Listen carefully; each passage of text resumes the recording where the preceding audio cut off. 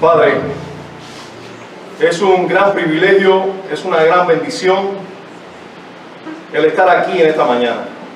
No porque este edificio sea especial, no porque este lugar en este municipio sea un lugar más santo, sino porque la reunión de tus hijos, la reunión de los santificados por ti, en ese día que tú has determinado y has convocado a tus hijos a adorar públicamente.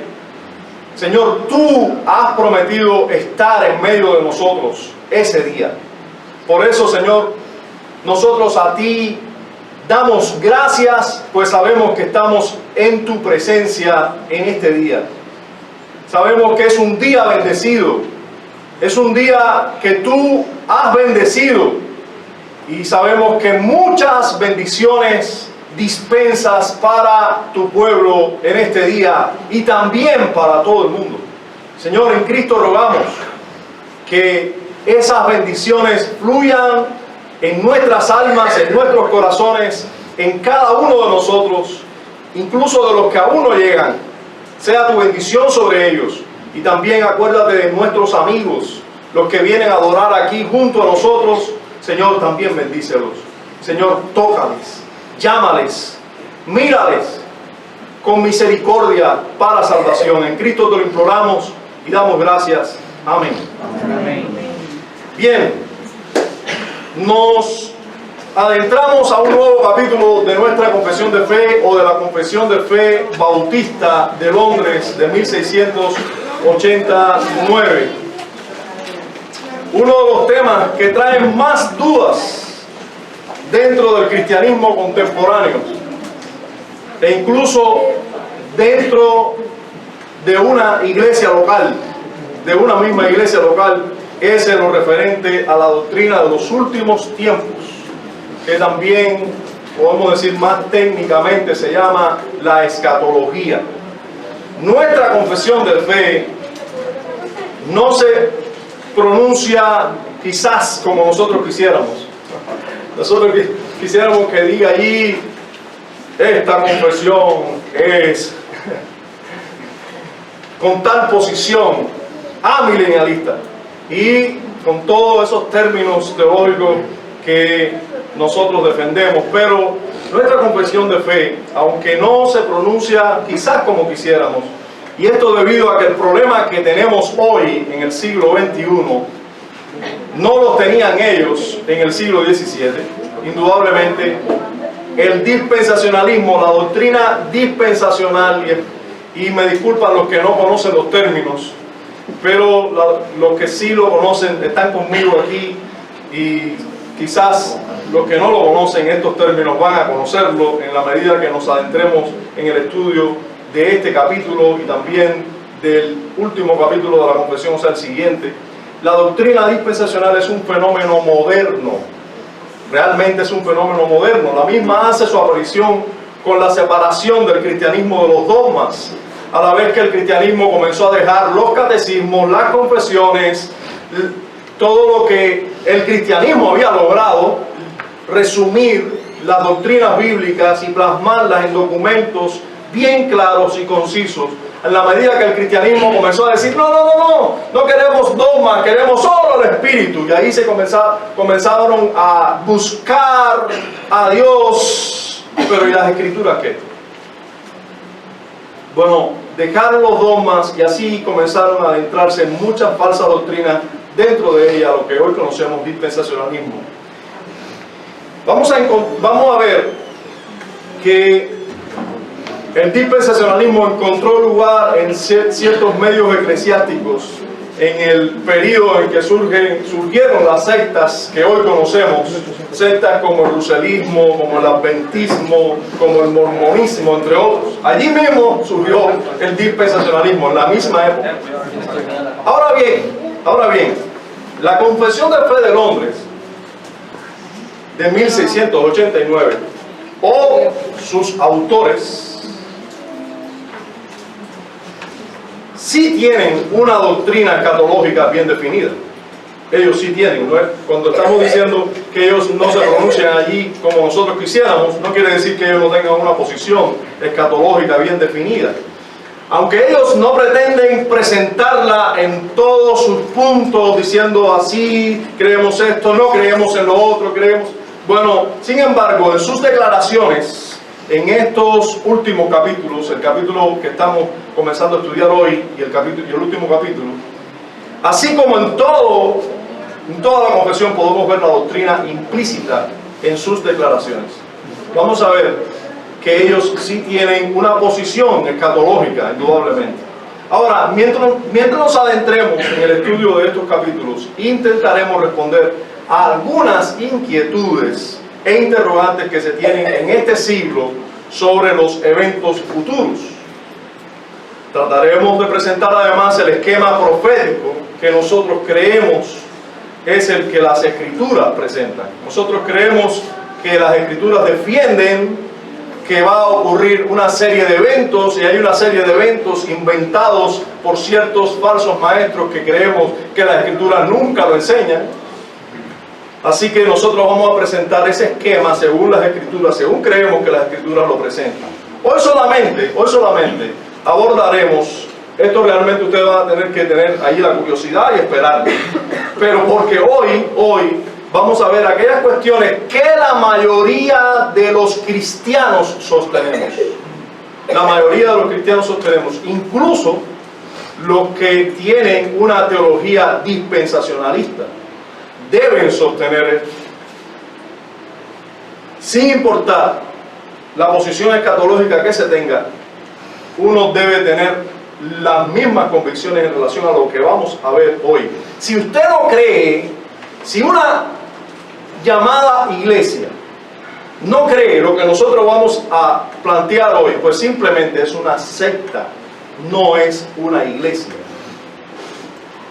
Nosotros no creemos que aquel que sea dispensacionalista no es cristiano. Nosotros creemos que aún los dispensacionalistas creen esto que vamos a estudiar hoy igual que nosotros. Vamos a ver hoy qué sucederá, como por ejemplo estas preguntas: ¿qué sucederá en el momento de la muerte de los cristianos? ¿Qué sucede en ese momento en que un cristiano muere? Vamos a ver también, ¿es cierto que las almas estarán dormidas hasta la segunda venida del Señor? ¿La vida futura de los hijos de Dios será con espíritu solamente, o también la vida futura será en cuerpo? ¿A dónde van los no cristianos inmediatamente que mueran? ¿A dónde van los no cristianos inmediatamente que mueran? Y una última pregunta que les quiero decir que vamos a contestar, pero que no será la única que contestaremos. ¿Habrá una segunda oportunidad para los no cristianos después que mueran? Bueno, vamos a ver hoy, mientras estudiamos el capítulo de la confesión, capítulo 31, que trata del estado del hombre después de la muerte y la resurrección de los muertos. Vamos a ver, vamos a contestar, estudiando el primer párrafo de este capítulo, vamos a contestar estas preguntas y algunas otras también. Entonces vamos a ver primero lo que primero tratan los autores de la confesión, que tratan del estado intermedio, o sea, después que se muere, sea cristiano o no sea cristiano, ¿qué sucede contigo? ¿Qué sucede en el estado cuando uno muere antes de la venida del Señor? El Señor no ha venido, pero morimos. ¿Qué pasa con las almas de los creyentes? ¿Qué pasa con las almas de los no creyentes antes del día final? ¿Qué sucede allí? Bien, dicen así los autores de la confesión de fe, esos teólogos del siglo XVII, que eran los representantes de las iglesias bautistas del siglo XVII, que se reunieron allí en cierto lugar de Londres para plasmar lo que ellos consideraban las escrituras enseñaban sobre estas cuestiones. Dijeron de esta manera: los cuerpos de los hombres vuelven al polvo después de la muerte y ven corrupción, pero sus almas, que no mueren ni duermen, teniendo una subsistencia inmortal, vuelven inmediatamente a Dios que las dio. Amén. Entonces, las almas de los justos son hechas perfectas en santidad. Son recibidas en el paraíso, donde están con Cristo y contemplan el rostro de Dios en luz y gloria, aguardando la plena redención de sus cuerpos. Y las almas de los malvados son arrojadas al infierno, donde permanecen en tormento y total oscuridad, reservadas para el juicio del gran día. Aparte de estos dos lugares, para las almas separadas de sus cuerpos, la Escritura no reconoce ningún otro. ¿Cuáles son esos dos lugares? Paraíso. ¿Y cuál es el otro? Infierno. Las almas de los que mueren van a distintos lugares según los autores de nuestra confesión de fe. Bien, vamos a ver que ellos tratando el estado intermedio aquí, lo primero que hacen es que hacen la distinción entre el cuerpo y el alma en el estado intermedio, ¿verdad? Ellos dicen que el cuerpo va a un lugar y el alma va a otro lugar. Ellos hacen distinción que el ser humano tiene cuerpo y tiene alma. Tiene cuerpo, tiene una parte corpórea y una parte espiritual. ¿Ya? Ellos hacen esta distinción cuando dicen en la confesión: los cuerpos de los hombres vuelven al polvo después de la muerte y ven corrupción. En otras palabras, se deterioran, se pudren, y dicen el cuerpo de los hombres. Ahí no hacen diferencia entre los justos y los injustos, ¿verdad? Los cuerpos de todos los hombres vuelven al polvo y ven corrupción. O sea, si un cristiano muere mañana y un no cristiano, los cuerpos de estos dos seres, ¿qué sucede con ellos? Los dos se deterioran. Y eso es fácil demostrarlo, ¿verdad? Nosotros lo vemos, se puede ver. Usted debe ir a exhumar el cuerpo de su familiar, haya sido un verdadero creyente o no, y usted va a encontrar la misma condición para ambos. Yo sé que un pentecostal carismático dice: oye, mi madre todavía está intacta, el Espíritu de Dios. No es que todavía no ha pasado el tiempo suficientemente, y es que tomó tanto medicamento que está prácticamente momificada. Pero no, un pentecostal ve lo que no tiene, lo que nadie ve. Tiene una imaginación extraordinaria. Pero bueno, dejémonos pentecostal un rato y sigamos adelante. Ven corrupción. Los cuerpos se van a deteriorar, pero sus almas, dicen los autores de la confesión y lo aclaran entre paréntesis, que no mueren ni duermen, teniendo una subsistencia inmortal, vuelven inmediatamente a Dios que las dio. En la muerte vuelven inmediatamente ¿a dónde? A Dios. Entonces los autores de nuestra confesión de fe confiesan junto con nosotros que el cuerpo va a un lugar y el alma va a otro. El cuerpo va a haber corrupción, vuelve a la tierra, vuelve a ser polvo, y el alma inmediatamente va a Dios. Ahora, esto es lo que enseñan las Escrituras. Vamos a ver. Génesis capítulo 3, verso 19, ¿qué dice? Dice así: con el sudor de tu rostro comerás el pan hasta que vuelvas a la tierra, porque de ella fuiste tomado, pues polvo eres y al polvo volverás. Indudablemente esta declaración está hablando del cuerpo, o al menos el ser humano cuando muere va al polvo, hablando íntegramente, y va a volverse polvo. Así mismo, en eso paramos todos nosotros, ceniza, ¿verdad? En eso se para. Ahora, ¿qué dice también Hechos 13:36? Porque a la verdad David, habiendo servido a su propia generación según la voluntad de Dios, durmió y fue reunido con sus padres y vio corrupción. ¿De qué se está hablando aquí? ¿Qué parte de David, de qué parte de David se está hablando? Su cuerpo. Indudablemente de su cuerpo, porque está hablando de que vio corrupción. ¿Se dan cuenta? Durmió y fue reunido con sus padres, o sea, fue llevado al mismo sepulcro que sus padres, de la misma manera, y vio corrupción. Romanos capítulo 5, versículo 12. Por tanto, como el pecado entró en el mundo por un hombre y por el pecado la muerte, así la muerte pasó a todos los hombres por cuanto todos pecaron. Todos mueren y son sepultados. ¿Sí o no? Todos los seres humanos mueren y son sepultados. Ahora, el alma. ¿Y qué hay del alma? Bueno, habla la escritura del alma también en la muerte.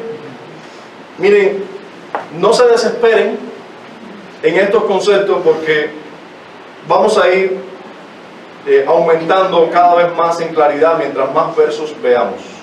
Estos versos que vemos ahora nos están hablando de la muerte, pero de la muerte pensando en el cuerpo, porque la escritura nos habla así, nos habla en esos términos. A veces hablan del ser humano como un cuerpo, a veces hablan del ser humano como un alma o como un ser solo espiritual, y a veces nos hablan como un ser como es el ser humano, teniendo en cuenta alma y cuerpo. Ahora bien, vamos a ver estos textos, algunos textos que sí tratan con el alma, disculpen, pero lo vamos a ver, ya les digo, poco a poco, no vamos a poner todos los textos aquí. Ahora, sí, déjame aclarar eso, y es muy importante. Cuando los autores de la confesión de fe, están pensando o nos están dando un verso de las Escrituras, para demostrar una verdad, no nos están dando todos los versos de las Escrituras que demuestran esa verdad, solo están usando uno. Hermano, cuando hay decenas o cientos de textos que demuestran esa misma verdad, o miles de textos, ellos simplemente escogen uno que creen adecuado y nos lo sugieren, ¿ya? Pero ellos no van a usar todos los textos. O sea, nosotros pudiéramos buscar muchísimos otros textos que nos demuestran que el hombre es cuerpo y que el cuerpo va a la tierra y que encuentra y va a haber corrupción. Ahora, nosotros vamos a encontrar también muchos textos que demuestren que el hombre también tiene un alma y que esa alma va a ser, cuando muere, ocurre algo con ella. Pero aquí estamos viendo solo algunos textos que demuestran eso. ¿Está bien? Siempre en todos los temas que vamos a dar en nuestra confesión, estudiando la confesión, usted va a encontrar algunos textos, no todos los textos. ¿Ya? O sea, usted puede enriquecer allí su propia confesión de fe con muchos otros textos si así puede hacerlo. De hecho, nosotros tenemos un fenómeno, y va a quedar el comercial para algo, o para algunos, tenemos un fenómeno en el siglo nuestro, y es que la confesión de fe que nosotros teníamos antes, ¿quiénes tienen ahí las dos versiones? Bueno, si ustedes se dan cuenta, la versión antigua tiene más versos, o sea, contiene más versos, gracias amor, contiene más versos para demostrar cada verdad que la confesión más antigua, que es la que tenemos ahora, que la primera confesión, porque los autores de esta es la que tiene más que ver con, o la que tiene que ver directamente con la Confesión de Fe de Londres del 1689. Sin embargo, la que nosotros teníamos es una revisión, pudiéramos decir, más contemporánea, donde un pastor, un excelente teólogo, quiso añadirle algunos versos, y no hay ningún problema con eso. No hay ningún problema con eso, porque tú puedes añadirle ahí todos los versos que de verdad sean de argumento para ello. Ahora, el documento oficial es este, tenía solamente pocos versos, ¿ya? Ahora, entonces, vamos a ver lo que dice las Escrituras en relación al alma. Como por ejemplo, solo un verso, Génesis 2:7. Génesis 2:7. ¿Qué estamos hablando aquí en Génesis 2:7? La creación, ¿verdad? ¿Cómo Dios creó al hombre? Y dice así: entonces Jehová Dios formó al hombre ¿de qué? Del polvo de la tierra. Pero eso sabemos ya, el polvo, cuando uno muere, el hombre va a la tierra porque fue formado del polvo, el polvo es, pero no es solamente polvo. Porque Dios formó al hombre del polvo de la tierra y, ahora falta algo, sopló en su nariz aliento de vida y solo entonces fue el hombre un ser viviente. ¿Se dan cuenta? Que ya ahí no es solo polvo, sino el aliento de Dios, algo que viene de Dios y todo lo que es de Dios es eterno. Bien, solo eso, solo podemos demostrar, ya les dije, con muchos versos más, pero solamente estamos demostrando que hay cuerpo y alma y que los autores de la confesión hacen una declaración diciendo con el cuerpo pasa una cosa cuando morimos y con el alma pasa otra. ¿Ya? Y están haciendo una distinción entre cuerpo y alma. Ahora, ellos dicen también que el alma ni duerme ni muere. ¿Ya? El alma ni duerme ni muere. ¿Por qué dice duerme? Bueno, porque precisamente algunos usan este término de que el alma duerme hasta no sé qué día. Se queda dormida. Cuando uno muere, el alma se queda dormida. Y también porque es un término bíblico, que en ocasiones habla de dormir refiriéndose a la muerte. Entonces algunos argumentan esto de manera literal, de que el alma se queda dormida allí en un letargo, hasta que Dios haga no sé qué cosa con ellos, bueno, hasta un día. Ahora, y algunos, bueno, hablando de herejías, algunos dicen que cuando las personas mueren y son condenadas, lo único que hacen es dormir para siempre. No sé qué condenación es esa. Pregúntenle a los condenados en este mundo, porque la Escritura siempre va a tomar palabras relacionadas con el mundo. Dios se va a revelar a nosotros para darnos a conocer su voluntad por medio de cosas que nosotros conocemos, entendemos. Por eso en la Escritura usted va a encontrar términos humanos, términos que son de la vida cotidiana para que entendamos lo que Dios hizo con nosotros. Y cuando Dios nos habla de condenación, nos habla de un castigo por algo. Y cuando nos hablas de condenación, nos está trayendo a nuestra mente la condenación que se puede sufrir por una pena o por algo que uno cometió hoy, donde se nos infringe un castigo, donde se nos castiga a una celda, pero donde la pasamos mal. ¿Ya? Bueno, cuando la Escritura nos habla de condenación eterna, también nos está hablando no de dormir eternamente. Dormir no es condenación. Bien. Un texto simplemente.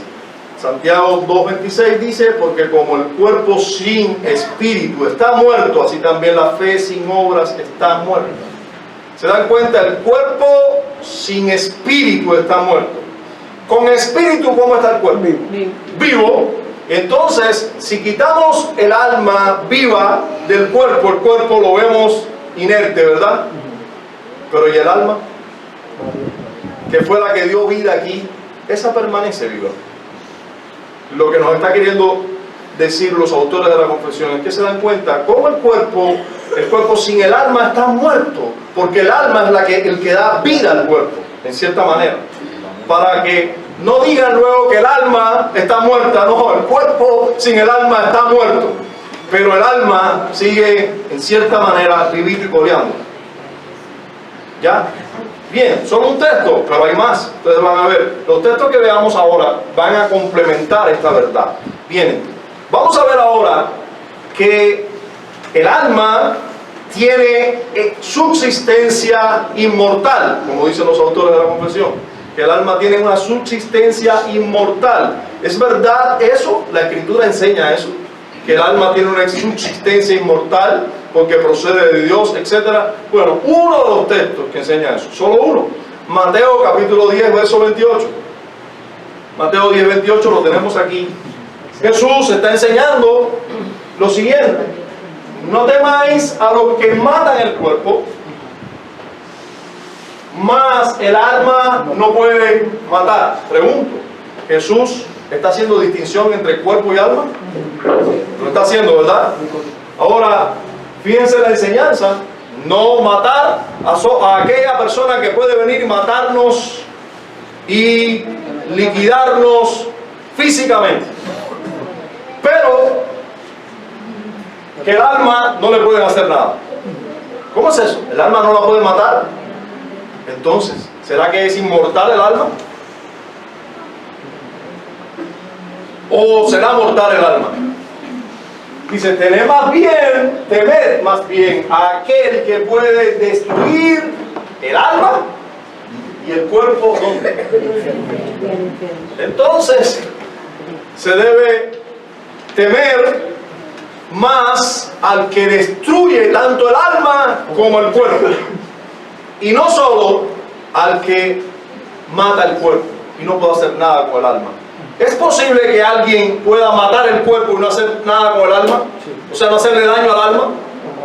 Claro. Todos los seres humanos pudieran matarte a ti. Cualquier ser humano, cualquier bacteria, te puede matar tu cuerpo, pero tu alma no la puede tocar. Pero hay alguien que sí puede destruir tu alma. No matarla, destruirla, condenarla. ¿Quién es ese? Dios. Exacto. A Él es a quien debemos temer. Y eso es lo que está enseñando Jesús. Temer a Dios, no a los hombres. En otras palabras. Ahora, solamente estamos dando, ¿cuántos versos? Un verso. Estamos con esos versos complementando ciertas verdades. Solo estamos hablando de la subsistencia inmortal del alma, pero vamos a seguir adelante. El alma esa que tiene subsistencia inmortal, ¿a dónde va? Inmediatamente ocurre la muerte del ser humano. Recuerden, estamos estudiando del estado del hombre después de la muerte y de la resurrección de los muertos. Ahora, ¿a dónde van esas almas? Bueno, dice Eclesiastés capítulo 12, verso 7.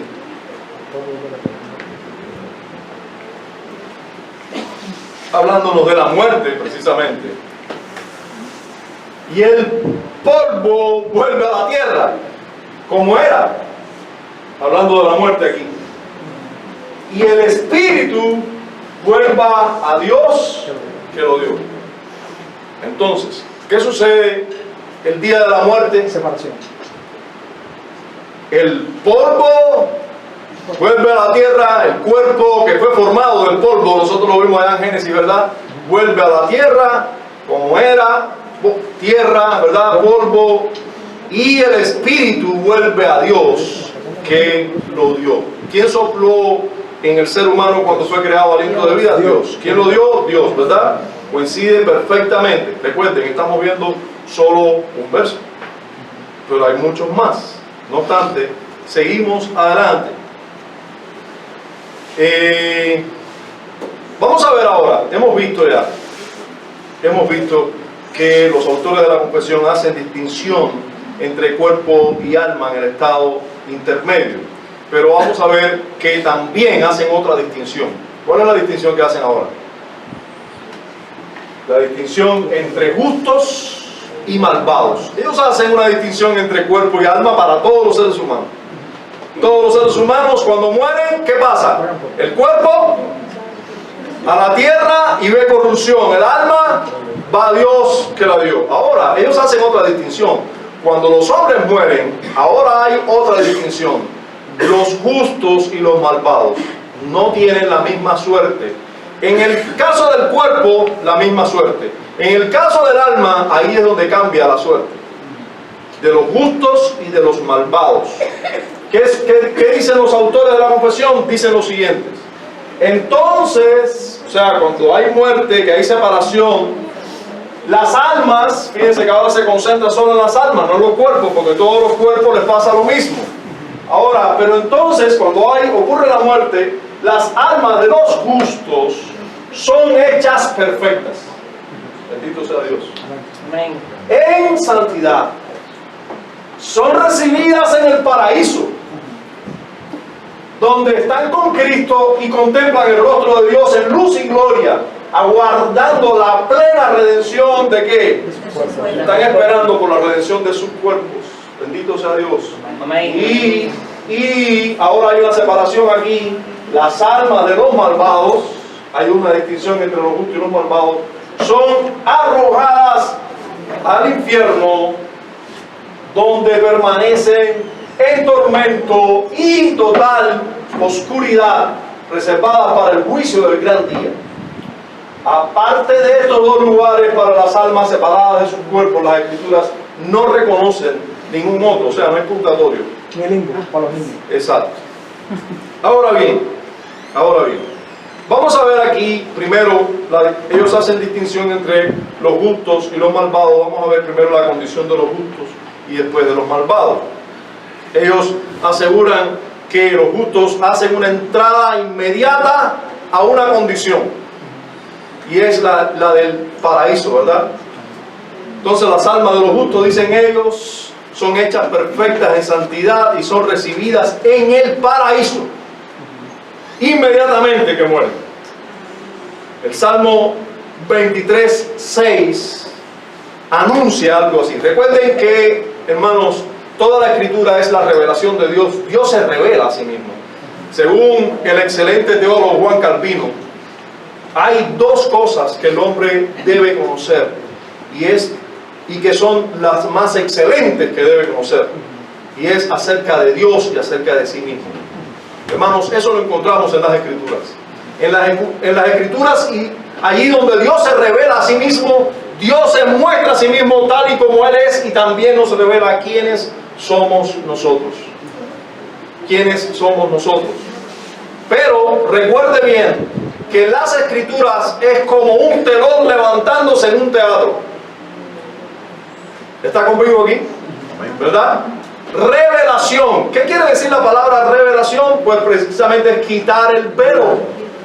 En un teatro, si usted ha tenido la oportunidad de estar en un teatro, yo sé que pocos en Cuba han tenido esa oportunidad de estar en un teatro. Bueno, en un teatro déjeme decir que se prepara la escena y hay un telón. Usted está ahí y solo usted ve unas cortinas, pero la escena ya está preparada. Está a punto de comenzar la función, usted no sintió ningún ruido ni nada, pero cuando hace así el telón y se levanta, resulta que ahí está lleno el escenario de actores, luces ya predeterminadas y actores. Pero ¿cómo usted ve los actores? Bueno, depende. Si el telón corre así, usted va viendo los actores poco a poco según vaya corriéndose el telón. Si el telón corre hacia arriba, pues usted va a ver primero los pies, luego un poquito más arriba de todos los actores a la vez, y luego lo ves completo y las luces y todo. Ve, entonces ve todo el escenario. Ahora recuerde, las Escrituras es un poco así. Nos va quitando el telón, ya sea así o así, nos va mostrando cada vez más quién es Dios, y nos va mostrando cada vez más también quién es el hombre. Ahora, en el Antiguo Testamento usted puede ver alguna luz en relación a lo que estamos viendo hoy, como por ejemplo en el Salmo 23:6 se veía algo, ya se tenía alguna luz de qué iba a suceder con los justos cuando mueren.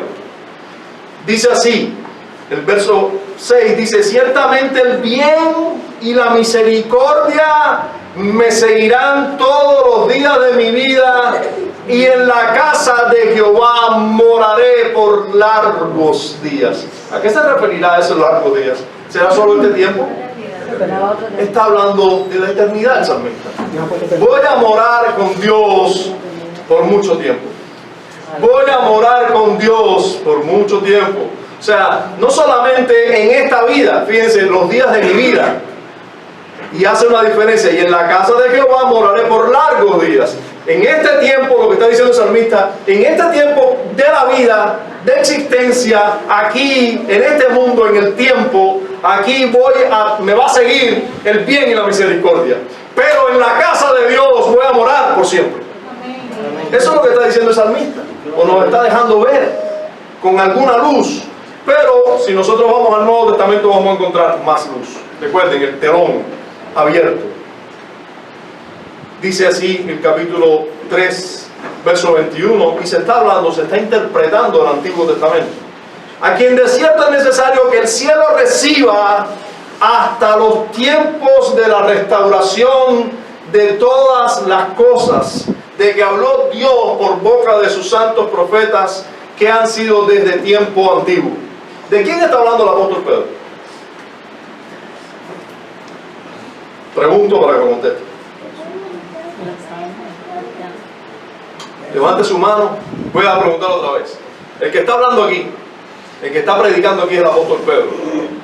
El apóstol Pedro está en medio de una predicación y dice: a quien de cierto es necesario que el cielo reciba hasta el tiempo, hasta los tiempos de la restauración de todas las cosas de que habló Dios por boca de sus santos profetas que han sido desde tiempo antiguo.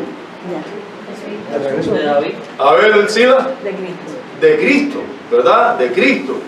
A quien el cielo es necesario que el cielo reciba hasta los tiempos de la restauración de todas las cosas, que es cuando Él venga ya otra vez. Entonces, ¿dónde está el Señor Jesús? En los cielos está el Señor Jesús. Y si el Señor Jesús está en los cielos, ¿qué pasa con todo el que cree en Él? Hermano, según el argumento paulino, si Cristo no resucitó, no hay resurrección. Si Cristo resucitó, hay resurrección. Cristo las primicias, luego los que son de Cristo. Amén. Ajá. Pero, ¿cómo Cristo está en el cielo? Él está en el cielo. Entonces, inmediatamente que Cristo subió al cielo, está dando evidencia de que hay vida después de la muerte, porque Cristo murió.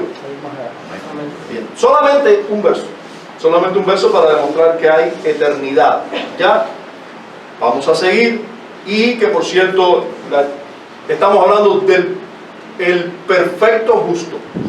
Los justos van a Dios, y nosotros estamos hablando ahora de el justo perfecto.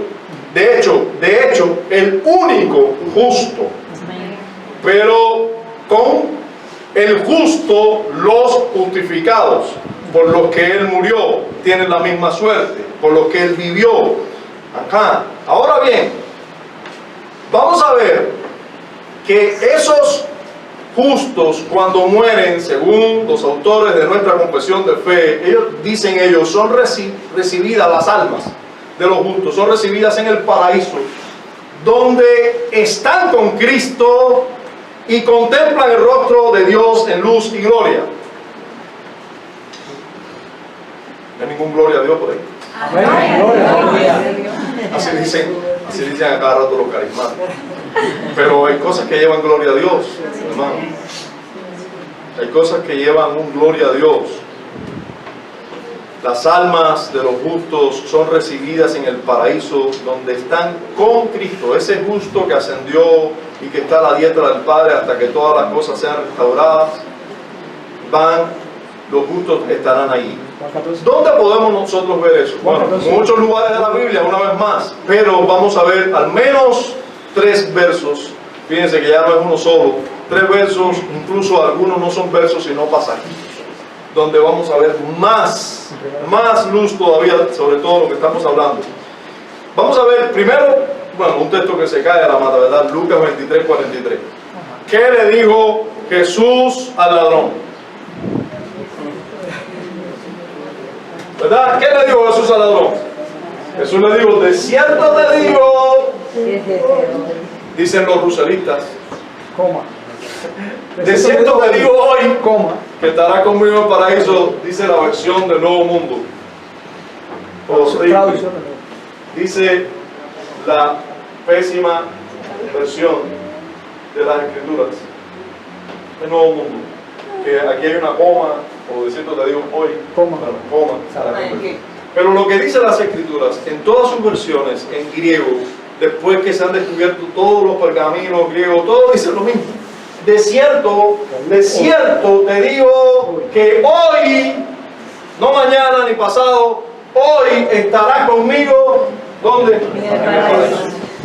Ahora, muy importante que nosotros veamos. Voy a intentar no predicar sobre este versículo. Voy a intentarlo. Pero rapidito vamos a hacerle pregunta al texto. ¿Quiénes son los que van a la presencia de Cristo, al paraíso, ¿quiénes son? ¿Los justos o los malvados? Los justos. ¿Pero de quién se está hablando aquí? De un ladrón, de un malvado.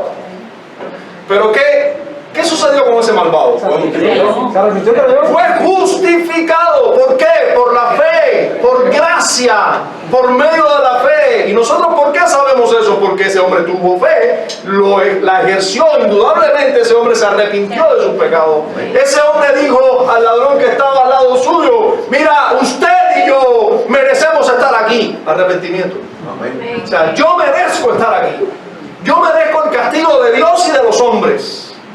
Yo merezco estar aquí. Y luego le dice: ¿cómo vas a decir esto a este inocente? Sabía que Jesús era inocente. Y luego se mira a Jesús y le dice: Señor, en otras palabras, Dios, el que me ordena, el que me manda, el que es Señor sobre mi vida, acuérdate de mí cuando vengas en tu reino. Tú eres el rey, tú eres el Mesías, tú eres Dios, tú tienes un reino y tú, solo tú puedes acordarte de mí, solo tú puedes tener misericordia de mí. Fíjense que no digo: hey Señor Jesús, yo creo en ti, me debes salvar.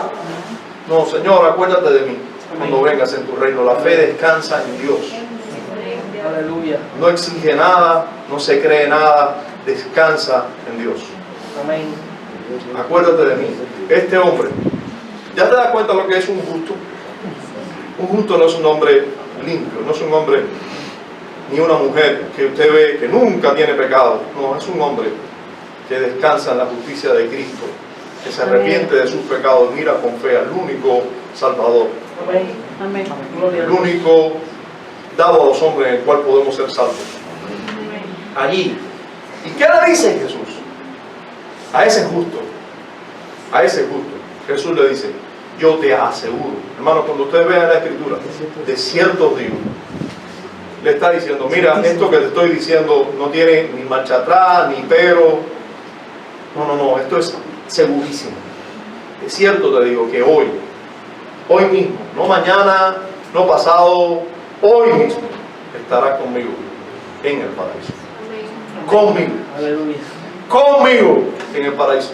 Se equivocan los autores de la confesión de fe cuando dicen que las almas de los justos son hechas perfectas y están con el Señor. Indudablemente. Pero vamos a ver un poco más de luz, porque aquí sí vamos a ver más luz. Segunda a los Corintios capítulo 5 versículos 6 al 8. Segunda a los Corintios capítulo 5 versículos 6 al 8. Está hablando el apóstol Pablo a la iglesia que se reunía, que se congregaba y adoraba en la ciudad de Corintio, y le dice de esta manera: así que vivimos confiados siempre y sabiendo, fíjense, vivimos, esto es de Pablo y de los cristianos, confiados siempre y sabiendo que entre tanto que estamos en el cuerpo, los cristianos, El alma. ¿entiende usted eso? El alma del cuerpo. ¿Entiende eso? Esas palabras del Señor, del apóstol Pablo, inspirada por el Señor. Él dice: entre tanto que estamos en el cuerpo. ¿De qué está hablando el apóstol? Que el alma está en el cuerpo, está vivo. Bueno, indudablemente nosotros pudiéramos decir, en cierta manera, podemos decir que un hombre es su cuerpo, en cierta manera, porque el hombre muere y va al polvo, ¿sí o no? ¿Quién va al polvo? Solo el cuerpo. Pero ahora el apóstol Pablo está hablando como si nosotros fuéramos solo el alma. Y ahora pone el cuerpo solamente como un recipiente. Y él dice: nosotros somos el alma de nosotros prácticamente. Y en cierta manera esto es muy fácil de demostrar. Usted puede ver a dos personas que se parecen mucho, ¿verdad? Son idénticos. Usted puede poner dos gemelos ahí, idénticos. Pero usted solo los conoce cuando usted habla con él. Y usted ve lo que hay en su alma. Puede ser que estos dos gemelos, uno sea creyente y el otro no. Y usted va a encontrar dos almas completamente diferentes. Dos seres completamente diferentes. Ahora, el apóstol está hablando del alma como el ser verdadero. Y dice, y le dice a los cristianos: nosotros sabemos que entre tanto que estamos en el cuerpo, mientras nosotros de verdad, el alma nuestra, lo que somos de verdad, está en el cuerpo, dice, estamos ausentes del Señor, porque por fe andamos, no por vista. O sea, nosotros, ¿cómo que ausentes del Señor, Pablo? ¿Nosotros no estamos siempre con el Señor? Sí, nosotros estamos siempre con el Señor, queremos permanecer en Él, nosotros oramos, pero Él está ¿dónde? A la diestra del Padre. Nosotros estamos en Él. Pero Él está con nosotros, pero no como cuando nosotros estemos de verdad con Él. Sí, pero todavía no. Mientras estamos en el cuerpo, estamos ausentes del Señor porque por fe andamos. Nosotros por fe estamos presentes al Señor. Pero confiamos, dice el apóstol. Y más, quisiéramos estar ausentes del cuerpo. O sea, muertos. Y presentes al Señor. Hermano, usted puede mirar el texto en su contexto y usted darse cuenta que el apóstol está diciendo, mientras yo esté vivo, estoy ausente al Señor. Cuando yo esté muerto, yo estoy presente al Señor. ¿De qué está hablando el apóstol? Bueno, el apóstol está diciendo que su alma, porque su cuerpo va a haber corrupción, pero su alma, que es su ser interior, que es además lo más importante de su ser, va a ir a Dios. Lo más importante hablando de esta vida, porque alma y cuerpo constituyen también el ser, y por eso es que va a haber resurrección de los cuerpos. Nosotros no vamos a seguir siendo siempre alma. Ahora estamos hablando de ese estado intermedio, pero no del estado glorioso. Estamos hablando del intermedio, y en el intermedio ya hay mucha gloria para los justos, porque inmediatamente van a Dios. Y según ya vemos, el apóstol Pablo está diciendo que vamos a tener más cercanía con Cristo, porque también Él lo quiere así. Más quisiéramos estar ausentes del cuerpo, que no estemos con cuerpo, pero que estar presentes al Señor. Entonces las personas creyentes, los justos, cuando mueren están con el Señor, así como aquel ladrón en la cruz Jesús le prometió. Vamos a ver un poquitico más en 2 Corintios 12, versículos 2 al 4, y vamos un poquito más rápido. Dice así: conozco un hombre en Cristo, el apóstol Pablo también está hablando aquí, que hace 14 años, si en el cuerpo no lo sé, si fuera del cuerpo no lo sé, Dios lo sabe, fue arrebatado ¿a dónde? Hasta el tercer cielo. Tercer cielo. Sinónimo de paraíso. Y conozco al tal hombre, si en el cuerpo o fuera del cuerpo, no lo sé, Dios lo sabe, que fue arrebatado ¿a dónde? Al paraíso. Es lo mismo. ¿Se da cuenta que está diciendo lo mismo? Donde oyó palabras inefables que no les dado al hombre expresar. El apóstol Pablo está hablando de una revelación que tuvo, algo extraordinario. Después que él tuvo esta revelación, hay muchas personas por ahí que sueñan con esa revelación. Sí. Pero les aseguro que aquí sí ocurrió. Y tal revelación que el apóstol nos está diciendo allí, en ese mismo contexto, que después de eso, Dios tuvo que enviar cierto aguijón en su carne para que él no se creyera cosas. Porque imagínense la altura de la revelación que tuvo. Aleluya. Fue al paraíso, fue al tercer cielo. ¿Existe o no existe ese lugar? Bueno, si el apóstol Pablo no es un mentiroso, si la escritura es inspirada por Dios, nosotros creemos que él está hablando de ese lugar glorioso donde van a estar las almas de los creyentes, el mismo lugar que Jesús le prometió al ladrón al lado de la cruz. Fíjense, o vamos a ahondar un poquitico más en el glorioso privilegio de esa condición en la que están los justos. En Filipenses capítulo 1, versos 21 al 23, miren lo que dice el apóstol Pablo también. Porque para mí el vivir, de una manera más clara, ¿no? Lo mismo que está diciendo a los corintios, con una palabra ahora se lo dice a los filipenses con otra. Para mí el vivir es Cristo, y el morir, ¿qué cosa es? Como es eso el apóstol Pablo, si tú después vas a dormir ahí, si tú vas a quedarte dormido, ahora tú estás sirviendo al Señor, ¿cómo tú vas a decir que eso es mejor? Tú vas a estar en un letargo ahí durmiendo. Bueno, dice el apóstol Pablo, no, para mí el morir es ganancia. ¿Por qué? Porque más si el vivir en la carne resulta para mí en beneficio de la obra, y eso es la obra del Evangelio, predicar el Evangelio, no sé entonces qué escoger, porque de ambas cosas estoy puesto en estrecho, teniendo deseo de partir, fíjense cómo usa esta palabra en vez de morir, y estar con Cristo, lo cual es, ¿qué dice aquí? Muchísimo mejor. Entonces no es dormir, es estar con Cristo. Y estaban con En ese lugar mismo que él había visto, que vio cosas inefables y se le dio palabras inefables. Gloria a Dios. Bueno, ese lugar, ese paraíso, es estar con Cristo.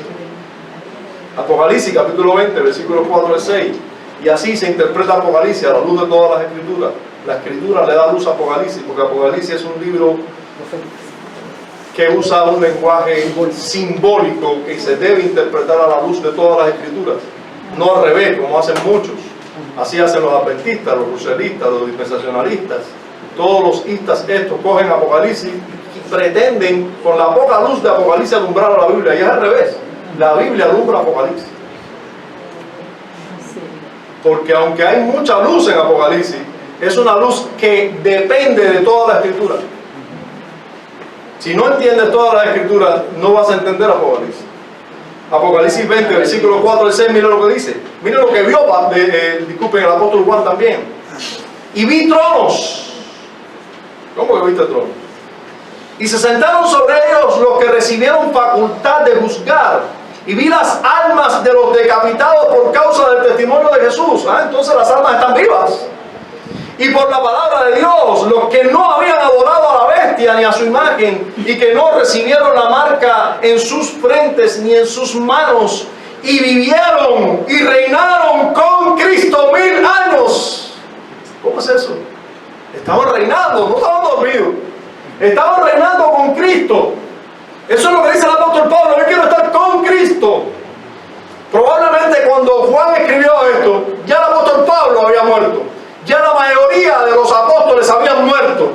Ya muchos creyentes habían muerto, habían sido decapitados, juzgados. Pero, ¿qué está diciendo el apóstol Juan? Juan le está escribiendo a una iglesia perseguida, atormentada por la persecución imperial. Estaban tomando a los cristianos y haciendo todo tipo de masacre con ellos. ¿Y qué dice el apóstol Juan? ¡Hey, tengo algo para ustedes! Yo vi el alma, las almas de los decapitados. Y no se crean que están durmiendo. Y no se crean que están sufriendo. Ellos están reinando con Cristo.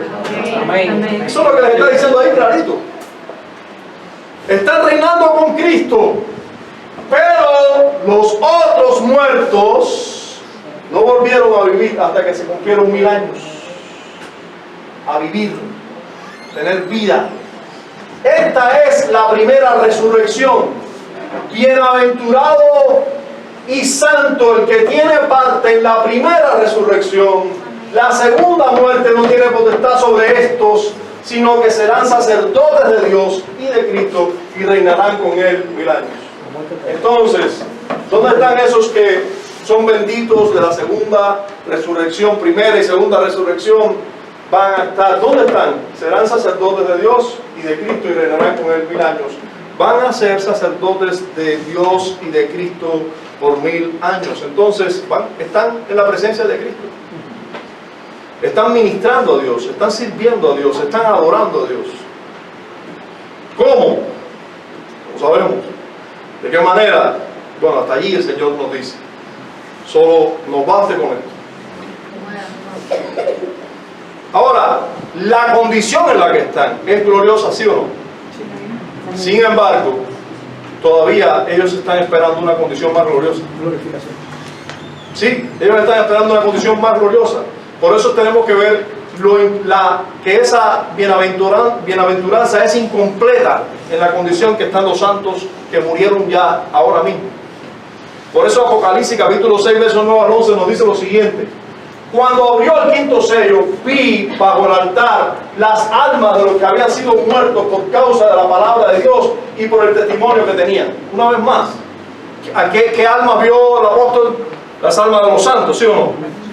Vio las almas de los santos, están vivitos y coleando, están allí. Dice, y clamaban a gran voz. ¿No están dormidos? No, están clamando a gran voz, diciendo, ¿hasta cuándo, Señor?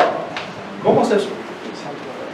¿No están con Cristo? ¿No están sirviendo a Dios? ¿Por qué dicen hasta cuándo? Bueno, miren por qué.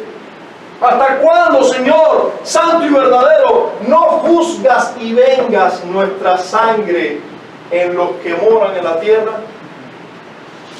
Y se les dieron vestiduras blancas y se les dijo que descansasen todavía un poco de tiempo. Recuerden a quién le está escribiendo el apóstol Juan. A iglesias perseguidas, atormentadas. Le están diciendo, ustedes están orando porque este tiempo cese, porque ya cese la persecución, porque cese el comunismo, porque cese toda tribulación. Bueno, ustedes están orando por eso. Déjenme decir que las almas de los justos también están diciendo, ¿hasta cuándo, Señor? Ahora, allí donde están clamando, se les da una respuesta. Y se les dice, después de darle vestidura, que tendrían que descansar todavía un poco de tiempo. Un poco de tiempo. Hasta que se completara el número de sus consiervos y sus hermanos. Ahí y será predicado el Evangelio en todo el mundo.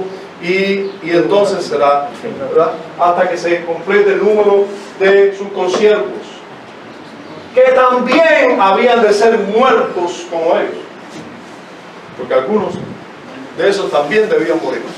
Entonces, hermano, Aleluya.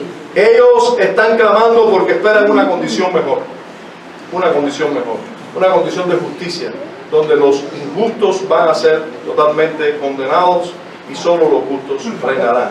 Ahora, rapidito, vamos a ver la condición de los malvados. Vamos a verla brevemente por el tiempo, y vamos a verla brevemente también por lo triste de ella. Dicen así los autores de la confesión: y las almas de los malvados son arrojadas al infierno, donde permanecen en tormento y total oscuridad, reservadas para el día del juicio, para el juicio del gran día. Bien, para ahí están reservadas las almas de los injustos, de los malvados. Vamos a ver primero su ubicación. En Lucas 16, 22 al 26, aunque los herejes no quieran decir eso, hermano, aquí tenemos realmente es una parábola. Pero ¿y cuál es la enseñanza de la parábola? Sí, cuando tú le presentas a un hereje esta parábola como prueba de que hay un tormento después de la muerte, los herejes dicen, no, pero eso es una parábola del Señor, eso es simbólico. Bueno, está bien, es una parábola del Señor y es simbólico, pero ¿cuál es la enseñanza de la parábola? Nos está enseñando claramente que hay un lugar, indudablemente la enseñanza de la parábola es que después de la muerte no se acaba la cosa, es peor. Esa es la enseñanza de la parábola, que después de la muerte hay algo peor. Eso es lo que te está enseñando la parábola, no hay otra enseñanza de la parábola. Les está enseñando precisamente, Señor Jesús nos está enseñando precisamente, con la muerte no acaban las cosas, casi que comienza. Lucas 16, 22 al 26 dice así: aconteció que murió el mendigo y fue llevado por los ángeles al seno de Abraham. ¿Quién es Abraham? El padre de la fe, un hombre de fe. En el seno de Abraham están los que tienen fe, igual que Abraham. ¿Ya? Por eso está puesto aquí el seno de Abraham. Dios. Y murió también el rico y fue sepultado. Y en el Hades alzó sus ojos, estando como... no estaba dormido. El rico estaba en tormentos. Y vio de lejos a Abraham. O sea, no estaba cerca de Abraham. El que estaba en el seno de Abraham fue el otro. Acá. Entonces, y vio de lejos a Abraham y a Lázaro también. Fíjense cómo el rico no tiene nombre, el mendigo tiene nombre, es conocido. Yo las conozco, mis ovejas oyen mi voz y yo las conozco. Y me siguen. Lázaro es este mendigo. En su seno estaba Abraham y ve también a Abraham y ve también a Lázaro. Entonces él, dando voces, porque no solamente no estaba dormido, estaba bien despierto, en tormento, y hablaba, dando voces, digo: Padre Abraham, ten misericordia de mí. Escuchen, segunda oportunidad para los malvados. murió y ahora está pidiendo misericordia. Y miren cómo dice, y envía a Lázaro para que me moje la punta de su dedo en agua. Que moje la punta de su dedo en agua y refresque mi lengua. Usted está viendo por qué el Señor Jesús está usando todo este tipo de, sí, alegorías, de ilustraciones. ¿Para hablarnos de qué? Indudablemente, hermano, indudablemente, del tormento que allí estaba sufriendo este hombre, del tormento. Y refresque mi lengua porque estoy atormentado en esta llama. Pero Abraham le dijo, hijo, acuérdate que recibiste tus bienes en tu vida y Lázaro también males. Pero ahora este es consolado aquí y tú atormentado.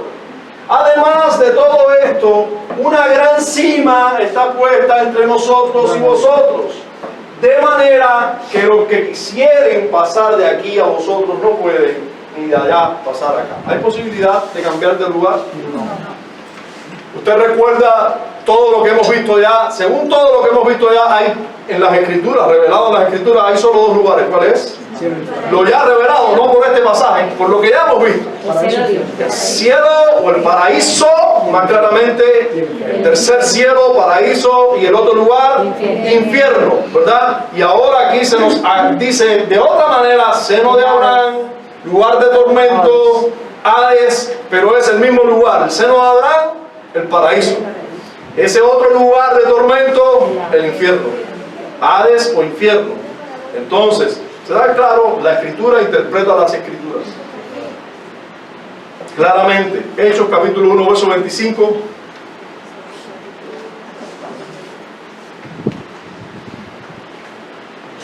Dice, hablando de Judas Iscariote, para que tome la parte de este ministerio y apostolado de que cayó Judas por transgresión para irse a su propio lugar.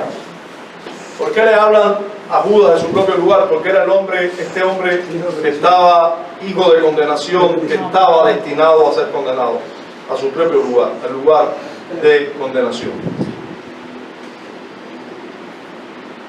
Sus circunstancias de ese lugar de tormento. Vamos a ver el libro de Judas, los versos 6 y 7, ¿qué dice? ¿Qué dicen los versos 6 y 7? ¿Qué nos revelan los versos 6 y 7 acerca del lugar de tormento o las circunstancias de ese lugar? Dice, y a los ángeles que no guardaron su dignidad, sino que abandonaron su propia morada. Está hablando de los ángeles, ¿verdad? Los ángeles caídos. Los ha guardado bajo oscuridad. Ángeles que se rebelaron contra Dios, los ha guardado ya bajo oscuridad en prisiones eternas para el juicio del gran día. Ya están en prisiones eternas y todavía les espera el juicio, ¿verdad? El juicio del gran día. Como Sodoma y Gomorra y las ciudades vecinas, las cuales de la misma manera que aquellos, habiendo fornicado e ido en pos de vicios contra naturaleza, fueron puestas por ejemplo, sufriendo el castigo del fuego eterno. No solamente que fueron castigadas en ese lugar, sino que también están junto con los ángeles o los ángeles caídos en prisiones de oscuridad. Y también vamos a ver la expectación en 2 de Pedro 2:9. Sabe el Señor librar de tentación a los piadosos y reservar a los injustos. ¿Para qué? Para ser castigados en el día del juicio. Castigados, ¿qué entiende un adventista? De castigo a dormir por siempre. Inconsciencia. No, eso no es un castigo. Castigados en el día del juicio. Imagínense si son castigados en el infierno, nada más que mueran, imagínense después del día del juicio. Después que hayan también resucitado, porque les aseguro, vamos a hablar de ello después, va a haber resurrección tanto de justos como de injustos. Resurrección de los cuerpos, de justos e injustos, y luego serán enviados y atormentados por los siglos de los siglos, los justos a la gloria, los injustos al juicio.